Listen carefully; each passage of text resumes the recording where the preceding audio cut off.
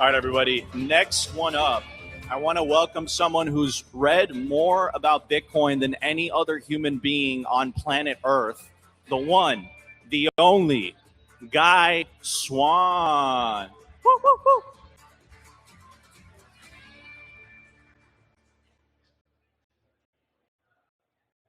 All right. Let's see. That is too slanted. Okay. Coffee's going down here. How's it going, guys? Y'all doing all right? It's not too early. Everybody got coffee? Got something? Okay.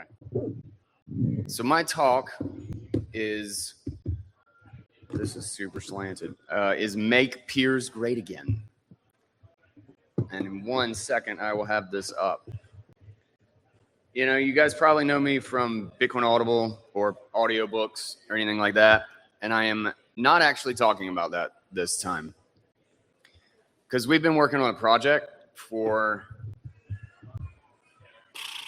too long, for like 2 years and some change.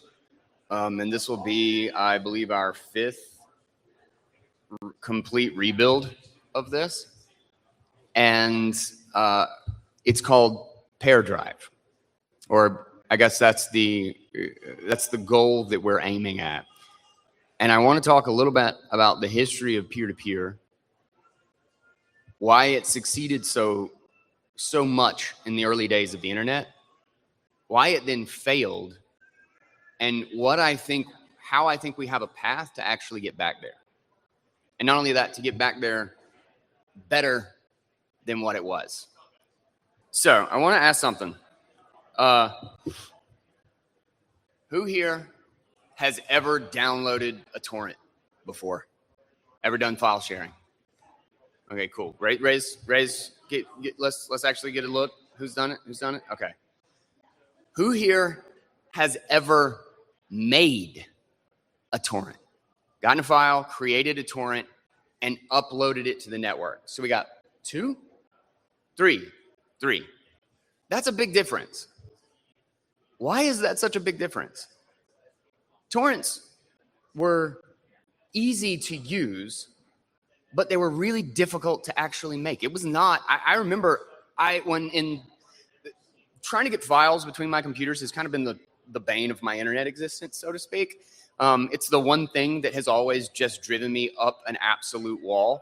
I had, not too long ago, it was actually extremely common for me to run out of hard drive space. It still is, to run out of hard drive space while I'm in the middle of recording an episode of the podcast.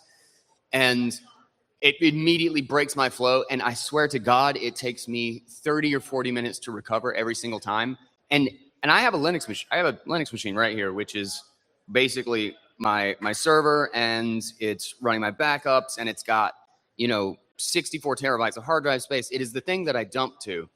And literally, right, this is my MacBook, this is my Linux. Getting files from this thing to this thing is the dumbest experience I have ever had, especially if you're trying to do it when you're trying to move 100 gigabytes, 200 gigabytes. I went through everything. The SMB servers are like the oldest thing that has existed on networks, on like LAN networks. And they're like built into all of these tools. You can just get to go and do an SMB server on Linux and Mac. And I booted one up to try to transfer files, and it says connecting. And I click on the folder and it's like disconnected. This user doesn't exist anymore. It's on the whole thing just fell apart immediately. I am not kidding you. I am not kidding you. To get back to actually recording my show, which just made me mad and it ruined my rant for the show, is I had to go and break out a hard drive that I had not opened yet and sit it into a dock and dump the 100 gigabytes of recent episodes on the thing, and then take the dock and physically plug it into this 2026, man. It's 2026, and these things are 2 feet away, and I had to physically move a hard drive from one computer to the next to make that transfer. I hate this problem, and this has been my entire existence. Using the example of having made a torrent, to try to send something to my friend back in the day, and to myself before, I've literally made a torrent and then tried to broadcast it, publish it, and then go to a torrent thing and then re-download it from the other side. And, I didn't get it to work once. I never quite understood. I probably could do it now, even though I've decided to spend 2 years trying to fight it a different way. But I could probably do it now, but I didn't really understand how trackers worked. Like that was my disconnect. But I couldn't get it to work. Torrents were my one option, and it still failed me. Everybody talks about sync thing. I got Rust desk and Tailscale, but the number of times that it either just doesn't give the experience that I want, or more importantly, there's always like a central server. Rust desk is a perfect example. Tailscale, like we're always leveraging someone else. And it's like how there were so many things that just work so beautifully, but it always looked like this. You got it? You see the screen? Like what is this? Like this is not fun. Nobody wants to use this. Did you know that in 2005 to 2007 range, the peak of the peer-to-peer era of the internet, it was actually estimated, depending on kind of your geography, that anywhere between 50 to 80% of all internet traffic was peer-to-peer protocols. It was peer-to-peer traffic. We already had our golden age of decentralized internet. And it was on this. It was on this thing. Do you remember? This is not a good user experience. This is not a good environment. The reason is because it was doing something that the industry was refusing to give people. Allowing them to access content the way they wanted to access it. Watch it when they wanted to watch it. And some say we can never get back to this. Some say that, we're too far down the centralized rabbit hole, and now everybody just wants a platform, and they want to go on X and do their posts and stuff. And I don't believe that. I think, one of the old truths of the internet is that being a provider has been really, really hard, and being a user is really, really easy. And I think that dichotomy, that dynamic, has been what has led to this imbalance. BitBlockBoom started because we were outsiders and we needed a place that felt like home. Stockyards were always a place for people who didn't fit in. Let's go take a look at the cow town. Put on your hat. Let's go. Stockyards weren't just a cattle town. It was a place for cattlemen, traders, outlaws, and gamblers, people that were building something new. And that sounded familiar. Butch Cassidy and the Sundance Kid were known to spend time here, and Bonnie and Clyde stayed right here in the Stockyard Hotel. Hotels were great, but they're too normal, and Bitcoin is anything but normal. So we moved BitBlockBoom to a place with some edge and some history. They still run Longhorn Steer down this street every day, just like they did 100 years ago. And BitBlockBoom, well, it's just a few steps away. This is Mule Alley. This is where relationships are made. Bars, restaurants, rodeos, hangouts. Mule Alley is the place to come when the BitBlockBoom day is done. BitBlockBoom was built for people who didn't have a home, and the same thing applies to the Stockyards. Seems like we finally found a home. See you at the Stockyards.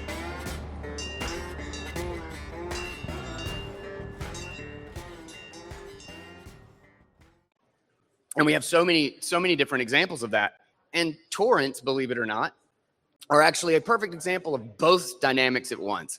It's really, really difficult and unintuitive to create a torrent and publish a new file out onto the network, but it's super easy to seed one. To actually be a provider, all you have to do is download the movie or the music or the podcast or whatever it is, and you're immediately providing it to somebody else. That should actually be the experience. Whether you're seeding or you're making the torrent, it should just be a button. It should just be a decision that I want other people to be able to see this. And I think that's the problem to solve, is how do you make that barrier go away? How do you make it feel like if you're opening something on another computer or you're getting something from a different device, it feels just like when it's on your device. It feels just the same way. You just know that you're reaching out to a different person or a different location to get it. But peer-to-peer sucks, right? It's unreliable. It's hard to use. Everybody's got the experience that they're used to with BitTorrent is that there's this clunky, like just the interface again. It's clunky. It's just data driven. Everybody wants to like, which blocks do I have? How much? What's my speed and all of this stuff? But that's not. There's a reason you don't see any of that in photos when you open your Apple Photos. You don't get like constant data. You have to hit extra buttons to see the complicated, annoying stuff. Because what do people want? They want photos. They want the media. They don't want data. They're not watching the TCP/IP protocol handshakes. Nobody wants that crap. And isn't it unreliable? This is one of the biggest things about peer-to-peer is, and this leads to one of the misconceptions, one of the biggest misconceptions I think about how we force ourselves to think about peer-to-peer or limit ourselves in what we would do with it. And the first one is server bad. Everybody says like, oh, well, if we want to do peer-to-peer, it has to be pure, organic peer-to-peer. There can be no servers. There can be no like main nodes that we reach out to, because then you're cheating. Then you're doing something that's terrible. And I think it's a complete misunderstanding of what it is that's bad about servers. You know, on the internet today, we have a bunch of issues with like X. Take X, for example, is we don't own our content on X. When we publish something to social media, they own our content. And they're the ones who put it in their algorithm to decide who sees it and when they see it and in what order it is, so that it's best for their revenue. We have a serious principal agent problem between the platform and us. Think about how crazy it is that you can post something on Facebook or Twitter, and specifically because you want your followers to see it, right? You're specifically posting it for me because all you think about is me. When you're on Facebook, you're like, where's Guy? I got to show him this. But I can't download it. I can't get it. And even worse is if it's something that I'm interested in or excited about and it was 2 days old, forget trying to find it. Forget it. You will never be able to find that crap. You want to know why? They don't want you to. Because if you find it, you're going to get the thing that you want and you're going to leave the platform. What they want is you to be caught by the fist fight that happened in the high school halfway across the country right now in the big feed that everybody's buzzed and talking about, and the new drop from the Epstein files. They don't want you to be there doing what you need out of the platform. They want you doing the thing that gets the next ad scrolled to in the feed. That's a huge problem. They're using our content against us because their interests are not our interests.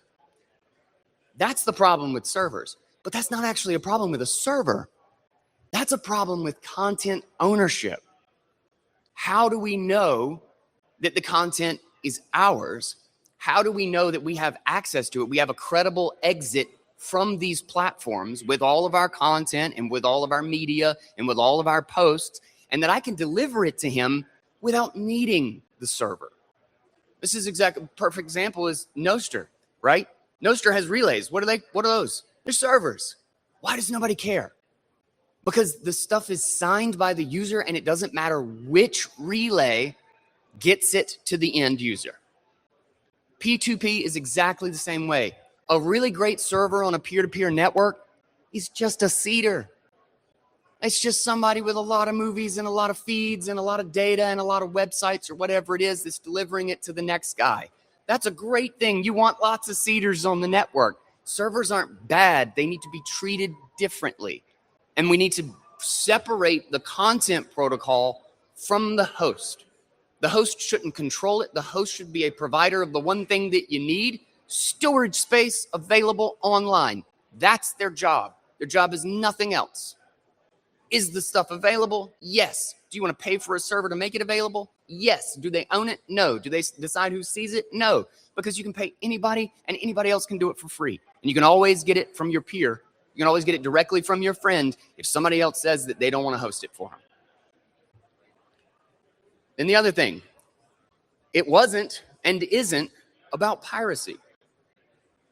There's no reason that peer-to-peer, and I think this is another big one that sends us down like the wrong rabbit hole in like, what do we have to do about it? Is there's no reason that peer-to-peer can't be generic content.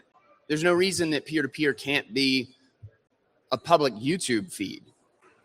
There's no reason that peer-to-peer can't be streaming that you pay for. The problem is peer-to-peer is easier when it's free. Peer-to-peer is easier to just connect and get content from each other. And the user experience, it's harder to make money. It's a much different model. It's actually very similar to the transition from centralized media to the web in general. Is you have to come up with a new business model if you're in a new technological environment with how you deliver and connect to people in the network. And what was interesting is, like, in the context of, like, was BitTorrent about piracy, is the fall of BitTorrent actually proves that it wasn't about just stealing stuff. It wasn't about getting our movies for free. It was about getting it the way we wanted it. Because the media industry, the copyright industry, refused to actually deliver content the way the user wanted it. We wanted it on all of our devices. We wanted it when we wanted it. And we wanted it. We wanted to select through the entire catalog and pick whatever we wanted out of it. And it wasn't until streaming. There's a reason 2005, 2007 was the peak of BitTorrent and peer-to-peer. That's when the streaming services kicked off.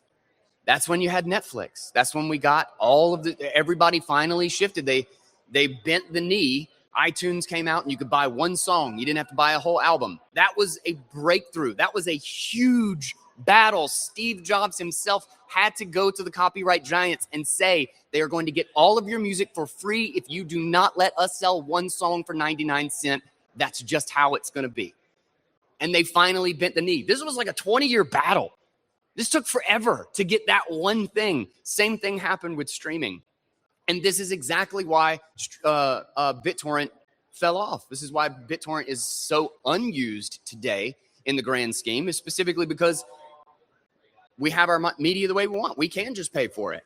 We can just get it on all of our devices. We can binge watch a whole season, 8 seasons of The Office in 3 days, and just sit there with our Cheetos and Dr. Pepper and kill the whole show. That wasn't an option before. The only way you could do that was to steal it, was to pirate it. So we're in an interesting place in the internet.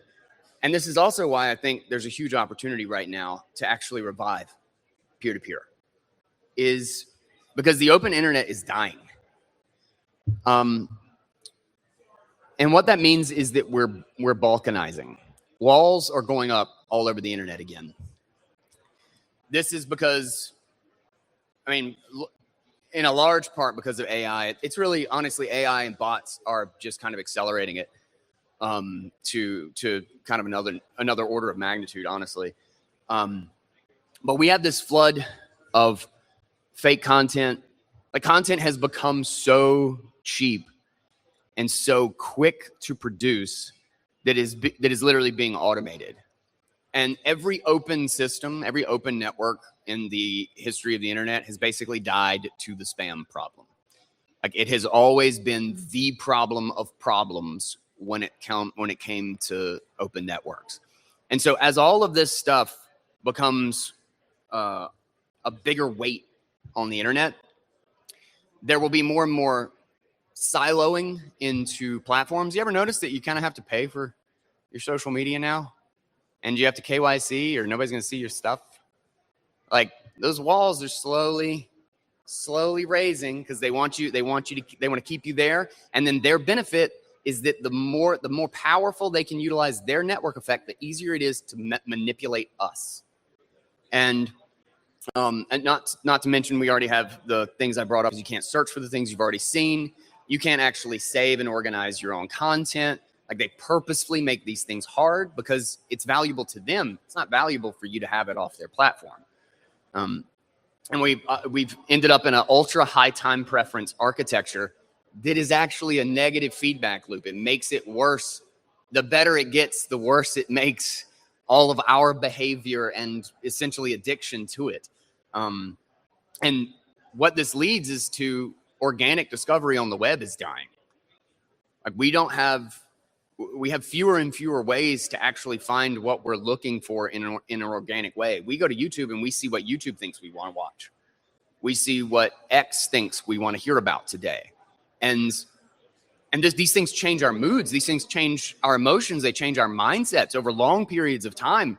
And we're literally not in control of it. And we don't really have a credible exit to get back into control for our, like, literally the thing is to be internet sober, is to go on a hiatus for a week and just not be connected to the world, which is really great, by the way.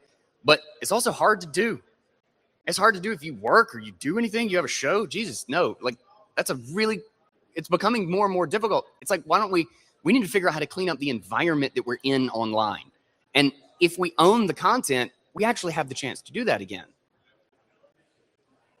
And then last but not least, file sharing is still very, very broken.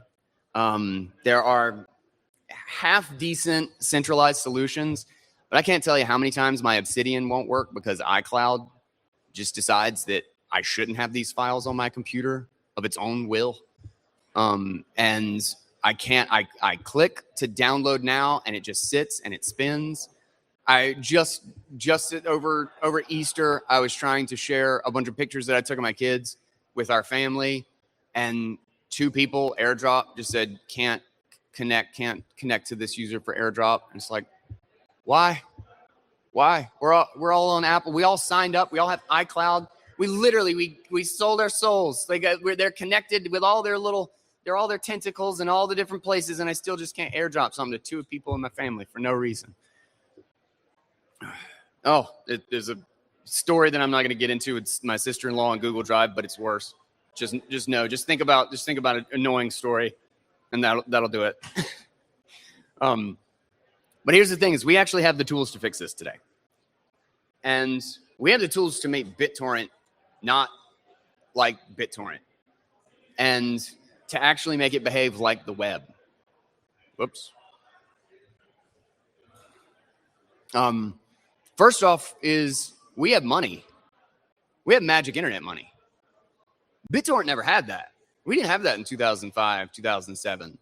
We actually have a way to do decentralized payments to anybody that we want to, who decides to host or wants to be a part of a network, legitimate or what, or just friendly share, whatever it is. We have Zaps on Nostr. Nostr is, I was actually talking about this last night at dinner, is I think a lot of people think about Nostr in a way, or they're focused on Nostr in a way I think is kind of a bad framing. It's kind of like, is it going to replace X, right? Is it the better Twitter?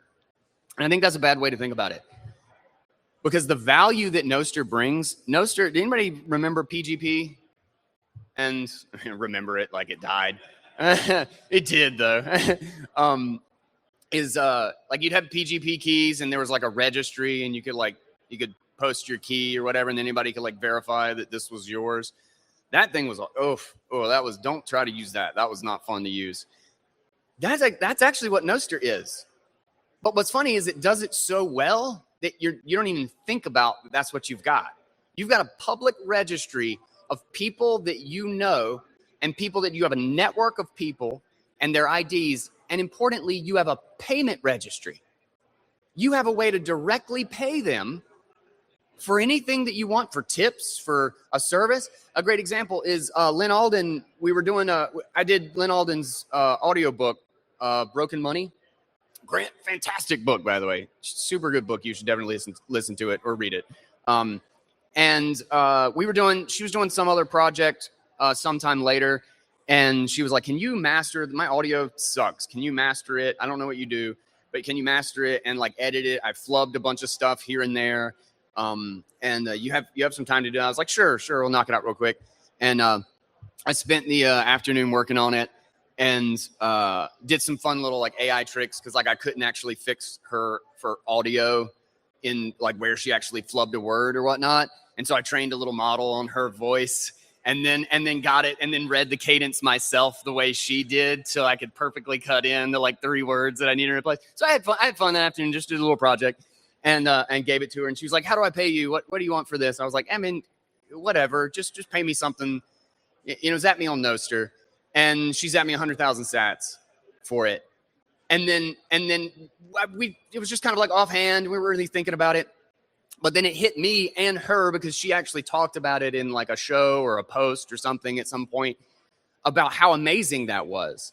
Is that I didn't send her an invoice. I didn't post an address anywhere. She just went up. We were just chatting and she just went and zapped me payment for a service on Nostr in this public registry that just exists out there. We should use it for that. We should be thinking about it like that. Social's a great way to use it. It's fun, but you're not going to really mess with the network effect of X. You're not going to do that. That's a much bigger. It's like I'm going to start climbing today. Let's go to El Capitan. Let's go straight there and free solo El Capitan. No, let's start with some hills, and maybe do the thing at the gym for a little bit, and then we'll start climbing mountains. So we have Nostr. Now, PubKey is another really cool. I love their sign-in.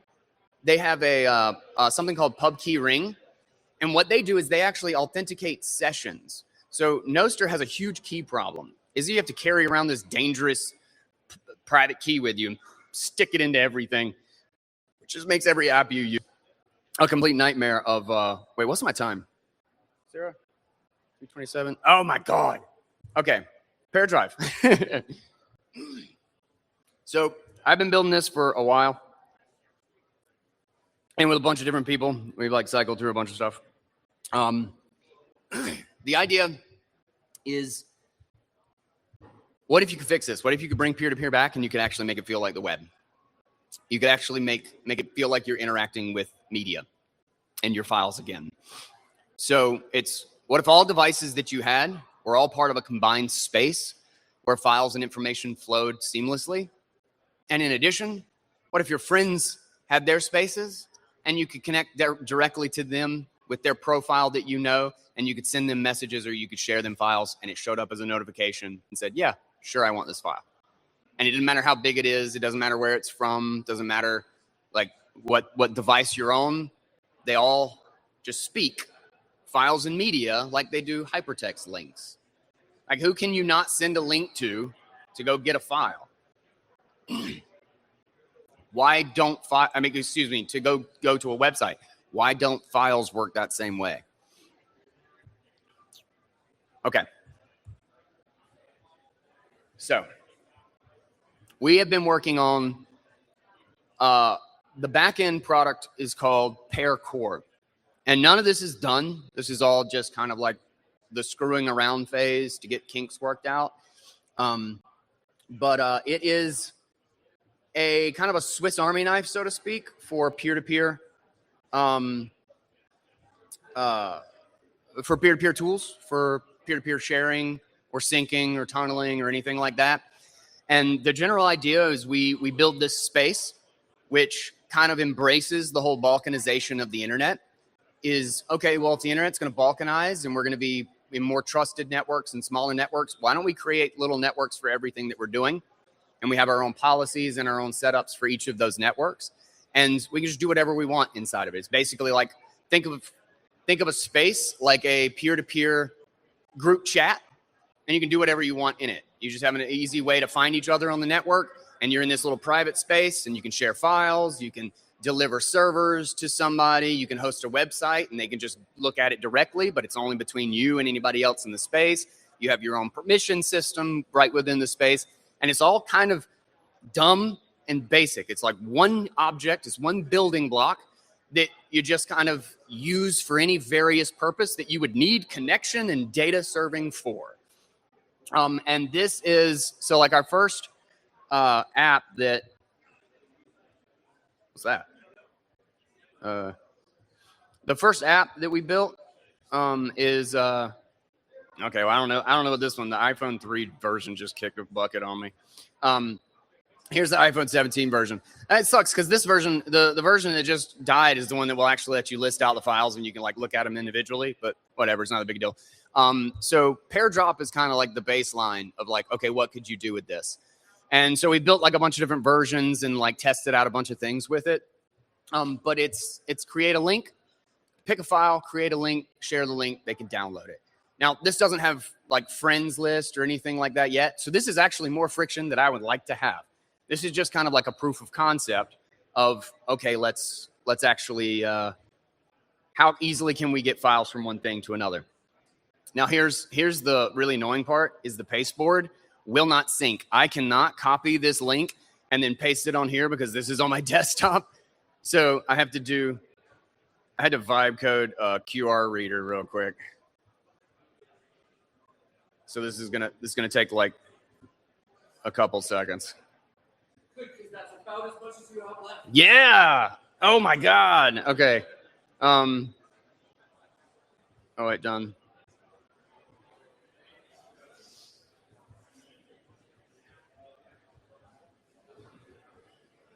All right, so we got a pair drop link right here.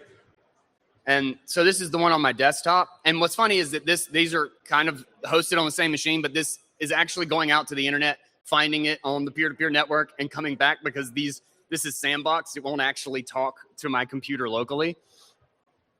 But I hit download.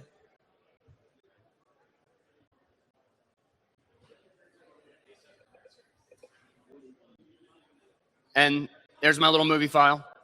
This is a scene from Moneyball. If you haven't seen Moneyball, it's such a freaking great movie. And then another great example of what we built with this is sucks. I'm out of time. I should jump to this. So I have a folder syncing from Jarvis, which is my Mac Mini back at home. That is how I've been screwing around and vibe coding a bunch of stuff. And any changes that Jarvis makes on that machine, it actually has a folder that syncs directly to my computer right here. And so what I'm doing is, can you write me a short poem with 10 lines about the Bitcoin revolution, print each line to a single text file, drop it into your pair drive sync folder, and in a folder called demo, then wait 2 seconds and drop each of the text files so we can watch it come in. So we're going to do that real quick. We're going to see if this thing is actually still running since my other thing just crashed for no reason. Okay, yeah, it looks like it's running. Did I boot this up? I did. Okay. Oh, there it is. Okay, there's demo, and here's our files. Watch them as they drop in. Out of the ashes of trust long betrayed, a quiet rebellion in code was made. No general, no army, no battle cry, just nodes in the dark beneath the sky. Each block a brick and a wall of truth, stacking the future, honoring proof. The miners hum, the network grows, a river of value that freely flows. From sound of money, a world reborn, the age of fiat lies tired and worn. And that's from my Mac Mini at home. And every time we make edits or changes, it's just here on my machine. And I can send it I can do it the opposite direction. And here's the thing, is that you can deliver anything in any form, in any way that you want doing this. And so the end goal the first pair drive app is going to look a little bit more like this. Here's my drives. Here's my collections. All of my friends are up here. Here's my feed. Oh, look, Alex added new photos to our mountain trip. I want to create an event where I'm here at BitBlockBoom. I take 20, 30 pictures. I share it with 100 people in this room. We all join a space. It's a giant group chat. Everybody can add their pictures, and it just shows up. And you can have it sync automatically to your Linux machine back at home, so there's a permanent seeder. You can back up you can back up photos from your phone with that same stream that I just showed you right here on my desktop. You can look at your drives, and it shows you how many peers are in it. This is shared with 2 of my friends. You can add devices, which is a whole key attestation thing that we sorted out, but I don't have time to get into it because I'm way over time already. But this is a vision that I think is totally possible. We've laid the groundwork, and I think we have a lot of the main pieces of this. And this is not just one app. The thing is if you use PairCore on the back end, you can build any app, and it will talk to PairCore. So if you have your pair drive back at home and you build a calendar app on top of PairCore, in the age of vibe coding, that shit takes 2 hours right now. Like that's a advanced calendar app. A simple one will take it 15 minutes. And you do it on PairCore, you can automatically have it sync to your thing at home, and you don't have to pay $2.99 to your calendar app developers or company or whatever to sync an app when you already have iCloud and you already have all this other stuff. Obsidian Notes, just sync it. Build a simple plugin with Paracore. It will sync to your machine at home. You can have the same sync service and the same hosting for any of the apps built on top of Paracore. And best of all is somebody sends you a cool file like that video file. You can zap them right here. That's real nice. I really like that video. Here's 10,000 sats, man. That's boss. And what happens when you add payments to that? What happens when you add a streaming service on top of that, and you can actually have it so that you stream? You could put a DRM on this thing so that you could literally have it so stream to people, and you could have approved seeders. Like basically the possibilities are limitless if you solve a simple peer-to-peer networking and delivery function. And I think we've done that. So that's the idea.